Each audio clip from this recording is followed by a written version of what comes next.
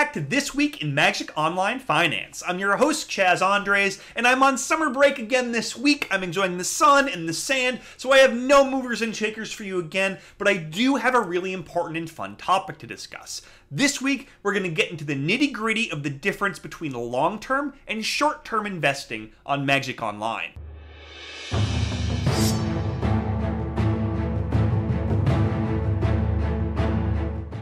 First of all, it's important to note that our ability to confidently predict things goes down the further into the future we look. For example, I can tell you with a great degree of confidence that some sort of red aggro deck will be tier 1 in standard next week. I can tell you with moderate confidence that a red aggro deck will be tier 1 in standard next month, and I can tell you with a low degree of confidence that some sort of red aggro deck will be tier 1 in standard in October. And these confidence tiers vary greatly depending on how affected each format is by things like new cards being added and set rotation. For example, I can be reasonably confident about what Legacy would look like a year from now, moderately confident about what Modern will look like a year from now, and not confident at all about what Standard will look like a year from now. To that end, buying Standard cards as long-term investments is almost always a fool's errand. I know it seems like Teferi, Hero of Dominaria, and Karn, Scion of Urza are going to be good as long as they're legal in Standard, but we just don't have any way of knowing that's true.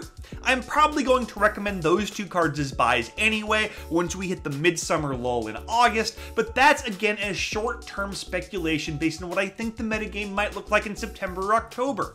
Once we get 4, 5, 6 months down the line, I just have no way of knowing if those cards are going to be even playable, much less good. Consider, for example, the Scarab God. That card has been as low as 10 tickets and as high as 50 tickets over the past year, seesawing around depending on short-term fluctuations in the metagame.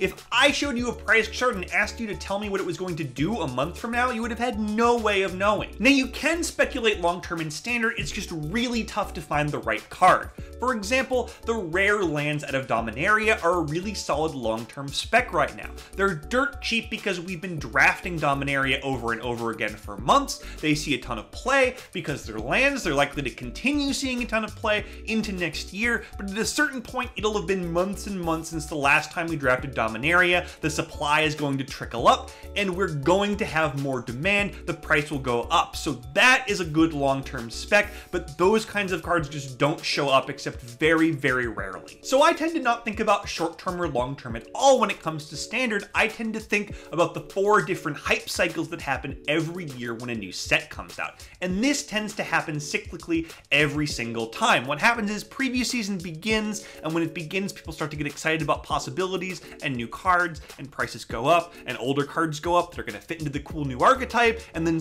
decks start to come out and people are really into it, and this tends to peak either right before or right after that first Pro Tour, and then prices tend to drop and drop and drop as the format stagnates, and then they start to rise again the next time a new set is being previewed, and that happens every single time. So generally when you want to buy into Standard is right before the preview season for a new set, and when you want to sell is generally anywhere between a week or 2 after the set comes out and the beginning of that Pro Tour. Now, Eternal speculation is slightly different. New sets don't affect Modern or Legacy prices all that much, but Pro Tours and Master sets do.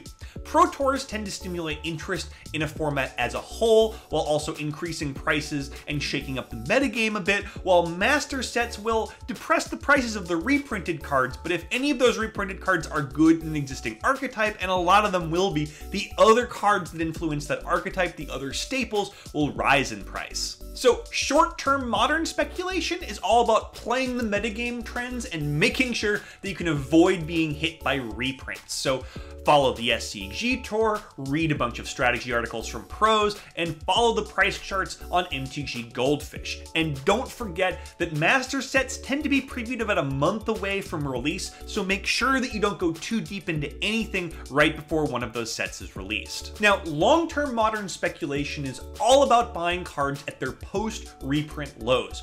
Wait for the Master sets to come out, wait generally about a month after they're released and then buy everything you need. This tends to be the standard rule of thumb, and it works for cards like Horizon Canopy, which bottomed out about a month after Iconic Masters came out on MTGO. The important thing to remember here is that sometimes cards will start to rebound a little bit earlier than that, so please pay attention to the price charts on MTG Goldfish. For example, Cryptic Command was again kind of expensive about a month after Iconic Masters released. It actually bottomed out just a few days after the set came out, and that's because at the time it was seeing a lot more modern play than Horizon Canopy was. So with that in mind, let's take a look at Masters 25, and if we peek in at Chalice of the Void, we can see that it follows this rule to a T. It bottomed out in late May, right when we expected it to. It's been slowly climbing in price since then, and the same is true for other modern staples like Ensnaring Bridge and Blood Moon. And even though these cards bottomed out earlier and have gained some value since then, they're still solid long-term speculation targets. They still have room to grow. The only real exception to this rule I can find right now out of Masters 25 is Jace the Mind Sculptor, and that card is actually still dropping in price. And that's because a lot of people, including me, thought that this card was going to be a bigger part of the modern metagame than it ended up being. Now, you can also sometimes do really well with long-term modern speculation by buying cards that have simply fallen out of favor in the metagame. For example, Death's Shadow, Gift Storm were both a lot more popular a couple of months ago than they are now, and that means that a lot of their staples have dropped in price considerably. This means it's a good time to buy, and in Standard this sort of thinking doesn't work because a lot of cards will simply rotate before they have a chance to be good again. But in Modern, you have way more runway, and most decks that were once good will be good again, if only for a few weeks, so you're going to have a chance to sell those cards at a profit. You just have to be really patient with this type of speculation and understand that some of your cards are simply never going to be good again, but as long as you hit enough of those targets, it'll be worth your while. And then it's worth remembering that MTG Arena is still looming as a potential long-term threat to Magic Online. Now, this is not going to start affecting Legacy and Modern prices in 2018 or probably 2019, but it may start affecting Standard prices at some point, and it is on my radar as a long-term threat. So I'm not letting this change my speculation habits yet, but if you're a super long-term thinker, you at least have to keep the threat of Arena in the back of your mind. So what does my long-term portfolio look like? Well, I tend to have a fairly large Eternal collection, mostly with cards that I bought at seasonal or reprint-based lows. In Standard, I tend to mostly just keep the lands around, and if something spikes, especially if it hits Standard's top tier, I tend to sell it right away. After all, there's usually only so much further those cards can go, and there's no reason to get greedy. And that, I think, is really the key here. That's all I got for you this week. I'm Chaz Andres, and join me next Monday morning for another episode of This Week in Magic Online Finance.